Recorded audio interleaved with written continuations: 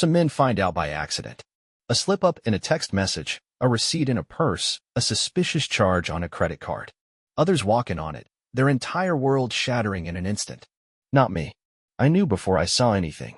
Before there was proof. Before I had the undeniable confirmation. It wasn't a single moment, but a collection of them. Tiny fractures in the foundation of what I thought was a solid marriage. Her laugh wasn't the same. It was lighter when she texted late at night, heavier when I walked into the room. She smelled different, not like perfume, but like places I'd never been. The way she looked at me changed too. At first, I thought I was imagining it, that I was being paranoid. But deep down, a man knows when his woman has started pulling away. I watched the distance between us grow, day by day. She became meticulous about her phone, taking it everywhere, even to the bathroom. I tested her in little ways. Asked her to go on spontaneous dates. She always had an excuse. Work, exhaustion, headaches. So, I did what any man with self-respect would do. I stopped asking. And yet, I couldn't bring myself to confront her outright. Not yet. I needed to see it for myself. Needed to confirm what my gut had been screaming at me. One night, I told her I had a late meeting, that I'd be home around midnight. She barely looked up from her phone, just muttered an "okay, be safe," and went back to texting. She didn't ask what time, didn't ask what the meeting was about. She didn't care. That was my answer. I left, but I didn't go far. Parked a few blocks away and waited. 37 minutes. That's how long it took. I watched her leave the house, dressed differently than she had been earlier. She got into her car, driving away in the opposite direction of anywhere she needed to be. And still, I didn't follow. I didn't need to. I knew. Some men would have stormed after her, caught her in the act, demanded answers. But I had nothing left to ask. I just sat there, gripping the steering wheel, feeling something inside me shift. I wasn't going to yell. I wasn't going to cry. I was going to leave. But not before making sure she felt every second of what was coming next. I didn't go home that night. I couldn't. Sitting in my car, watching the tail lights of her car disappear into the night, I felt something cold settle inside me. Not anger, not grief, just clarity. A man always hopes, right up until the moment he doesn't. And I was done hoping. Instead of driving back, I booked a room at a small, nondescript hotel on the outskirts of town. Not because I had nowhere else to go, but because I wanted a place to think, to sit in silence and let reality sink in without the walls of my own home suffocating me.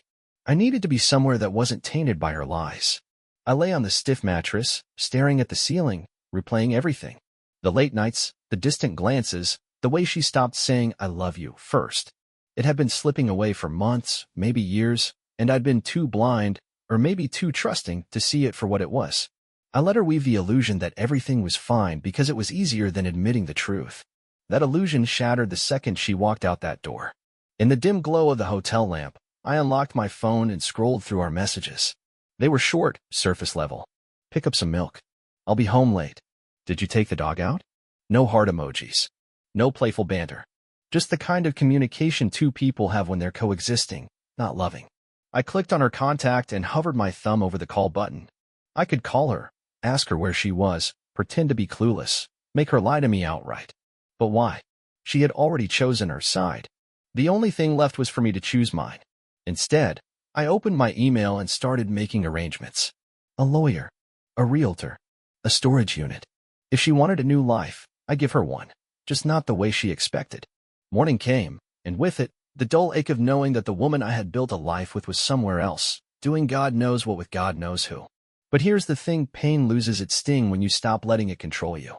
I got in my car, drove back to the house, and walked inside as if everything were normal. Her scent still lingered in the air, mixed with the faint trace of that unfamiliar cologne. Her keys were on the counter, her shoes neatly by the door, as if she'd never left. She was in the shower when I stepped into the bedroom.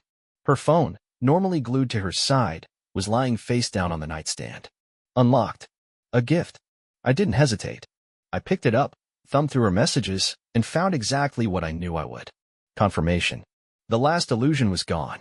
I stood there, gripping her phone, staring at the proof I had been waiting for. The messages weren't even well hidden.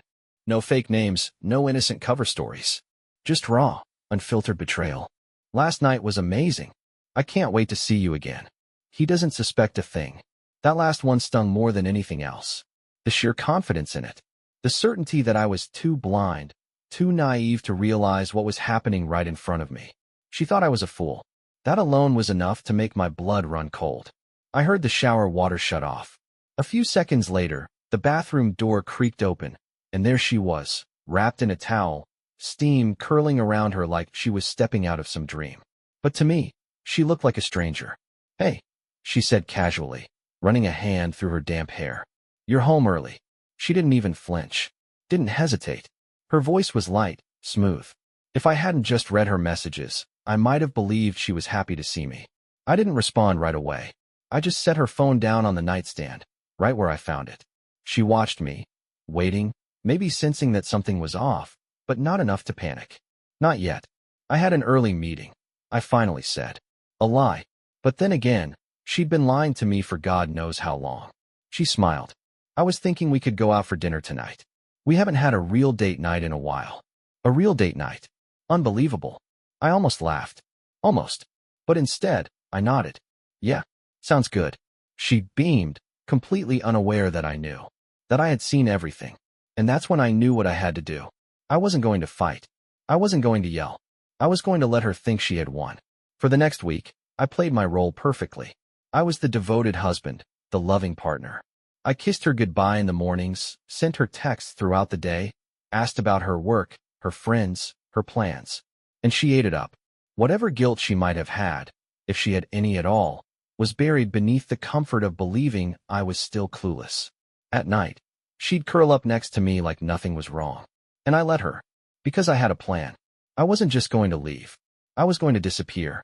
Everything she thought she knew about me, about us, was about to shatter. I've always believed that real power doesn't come from loud words or angry outbursts. It comes from control, the kind of control that makes people uneasy because they don't see it coming. I had spent years of my life giving everything to a woman who threw it away without a second thought. But I wasn't going to let her see me break. I was going to let her think she had won, right up until the moment she realized she had nothing left. The first step? Distance. I started working late. Not actually working, of course. I was busy setting up my escape. I withdrew cash in small amounts, just enough to avoid suspicion, but enough to make a difference when the time came. I slowly started moving important documents out of the house, my birth certificate, my passport, bank statements, anything I might need when I left for good. She noticed, eventually. One night, as she scrolled on her phone in bed, probably texting him, she looked up at me. "You've been staying late a lot. Everything okay at work?" Her voice was light, casual, but I saw it for what it was. She was checking to see if I was starting to suspect anything. If I was asking questions. I just smiled. "Yeah, just busy. You know how it is." And just like that, she went back to her phone. That was the moment I realized something. She didn't love me. Not anymore. Maybe not ever. Because a woman who loves you knows when you're lying. She knows when something is off. She asks questions, digs deeper, pulls you close instead of letting you slip away. But she didn't even hesitate. That night, as she drifted off to sleep beside me, I lay awake, staring at the ceiling. I wasn't going to confront her. I wasn't going to argue. I was going to take everything she thought was hers and walk away without a word. The second step? Preparation. I started selling things. Little things at first. Things she wouldn't notice right away.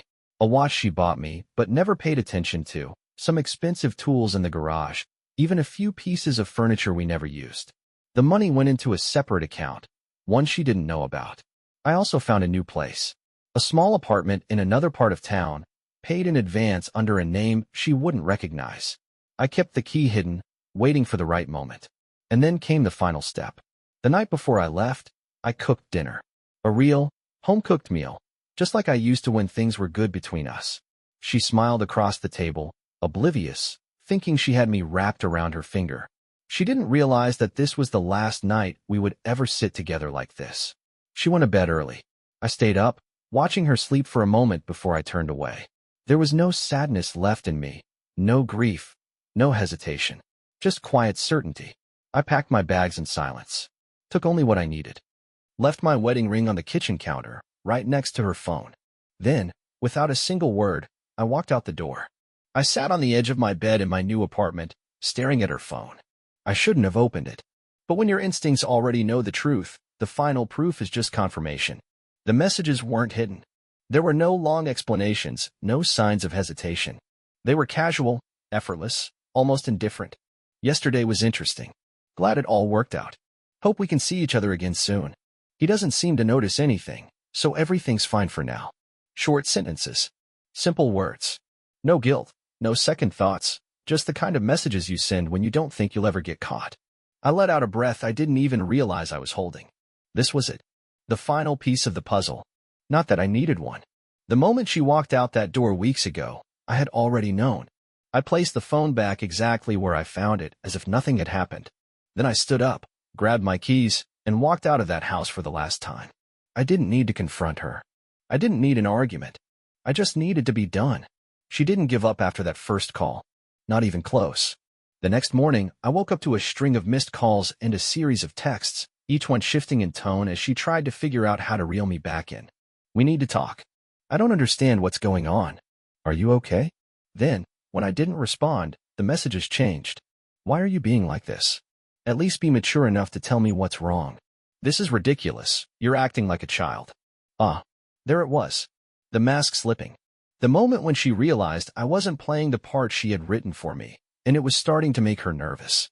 But I had no intention of responding. Instead, I went about my new life.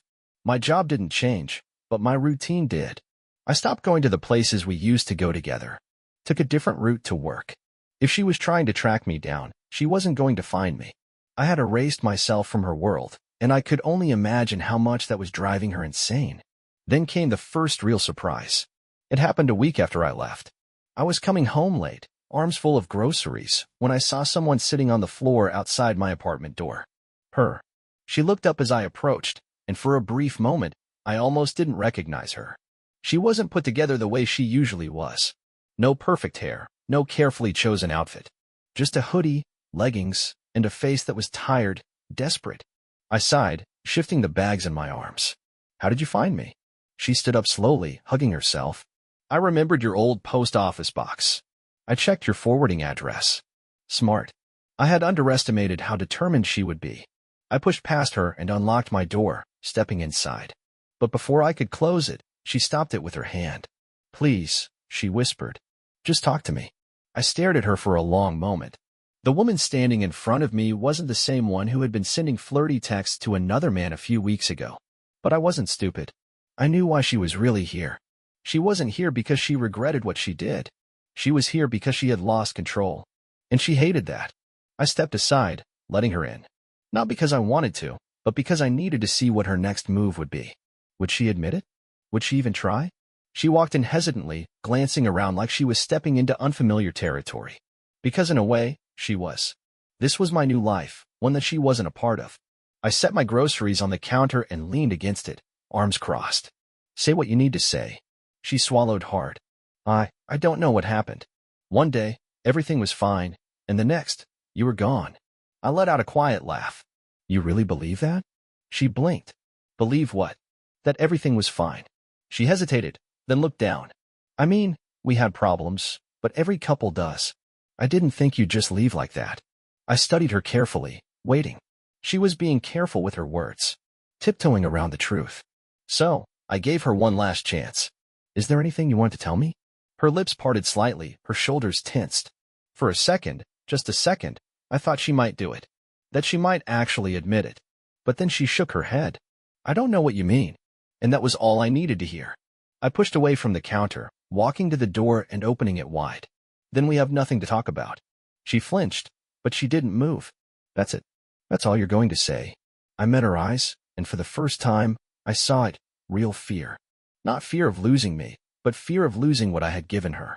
The life, the comfort, the security. She wasn't here to make things right. She was here to see if there was anything left for her to hold on to. Goodbye, I said simply. And this time, I was the one watching her walk away. She didn't come back that night. I half expected her to, maybe even hoped for it, not because I wanted her back, but because I wanted to see how far she would go. I wanted to watch her scramble, watch her try to rewrite the story in real time. But when morning came and my door remained untouched, I knew she was recalibrating. That's the thing about people like her. They don't give up. They just change tactics. And sure enough, she did. It started with mutual friends. Casual messages, checking in. I knew they weren't really checking in on me. They were gathering intel. Hey man, Just wondering how you've been. Heard you and her are going through something. You okay? She's pretty torn up about all this. Not my business, but maybe you two should talk. She seems really lost without you. I ignored them. Then she escalated. One evening, my phone lit up with a notification.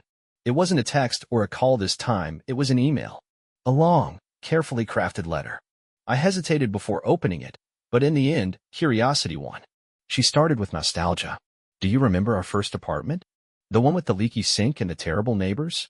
We used to laugh about how we'd never get any sleep there. And now, all I want is one more sleepless night with you. I kept reading, already knowing where this was going. I don't know what happened to us. Maybe I got caught up in things that didn't matter. Maybe I forgot to appreciate what I had. But I miss you, and I wish I could take it all back. And then, of course, came the real reason for the message. I know I hurt you, but I never meant to. It was never serious. It didn't mean anything. Please, let's just talk. I set my phone down, exhaling slowly. There it was. The first real admission, buried under layers of excuses. It wasn't serious. It didn't mean anything. Funny how she never mentioned that before. She wasn't apologizing for what she did, she was apologizing for the consequences. She had spent so long believing I would never leave that when I finally did, it shook her in a way she wasn't prepared for. I let the email sit unread. No response. No reaction. And then, just as I expected, she showed up again. This time, she didn't wait outside. She knocked. When I opened the door, she was standing there in the same hoodie from last time, her hands stuffed into the pockets, her eyes red-rimmed. You didn't answer my email, she said softly. I leaned against the doorframe, arms crossed. I read it. She swallowed. And I didn't answer. She shifted her weight, eyes darting past me, as if trying to catch a glimpse of my life without her. Then she looked back at me, and I saw something new in her expression. Resentment. That's when I knew she wasn't here to fix things. She was here to see if she still had power over me. She sighed. You're really going to do this, huh? Do what? Throw everything away like it meant nothing. That almost made me laugh. I'm not the one who threw it away, I said. Her jaw clenched. It was a mistake. I tilted my head, studying her. Which part? The lying or the cheating? She flinched. I told you, it didn't mean anything. I nodded. And that's exactly why we're done. She stared at me, searching my face for some sign of weakness, some indication that she could still get to me. But there was nothing left for her to find. She exhaled sharply, then turned on her heel, walking away without another word. I watched her go, waiting for some kind of emotion to hit me. Regret, sadness, anger, anything. But all I felt was relief. That night, after she walked away for the last time, I sat alone in my apartment, staring at the ceiling. There was no dramatic ending, no fireworks, no final screaming match where all the ugly truths spilled out. Just silence. And for the first time in a long time, that silence didn't feel empty, it felt peaceful. I didn't check my phone. I didn't wonder if she would come back. I knew she wouldn't, not because she had finally accepted what she did, but because she realized she had lost control. People like her don't stay where they have no power. And I had taken all of mine back. The next morning, I woke up feeling different. Lighter. I went for a run before work, something I hadn't done in years. I bought myself breakfast at a small cafe, sat by the window, and watched the world move around me. Nobody knew me here. Nobody knew my story. And for the first time, I didn't feel like a man defined by betrayal. I just felt like a man. A man who had a future ahead of him that didn't include deception, anxiety, or the weight of someone else's selfish choices. In the weeks that followed, life didn't just go on, it got better. I found new routines, new places, new people. I reconnected with old friends, the ones she had subtly pulled me away from over the years. I started focusing on myself, doing things because I wanted to, not because I was trying to maintain a marriage that had already been dead long before I walked away. And one day, completely by accident, I met someone new. It wasn't some whirlwind romance, no dramatic rebound. It was a simple conversation at a bookstore, one that turned into a coffee, which turned into long walks, which turned into laughter I hadn't realized I missed. She didn't ask about my past right away, and I didn't offer it. I wasn't defined by what had happened anymore. I wasn't carrying the weight of another person's mistakes. One evening, as we sat on a park bench, watching the sunset, she turned to me and smiled. You seem like someone who's been through a lot, she said. But you don't look like someone who's stuck there. I thought about that for a long moment, then smiled back. Because I'm not. And for the first time in a long time, I meant it. I had left behind the betrayal, the lies, the empty words. And in doing so, I had found something far more valuable than revenge or closure. I had found myself.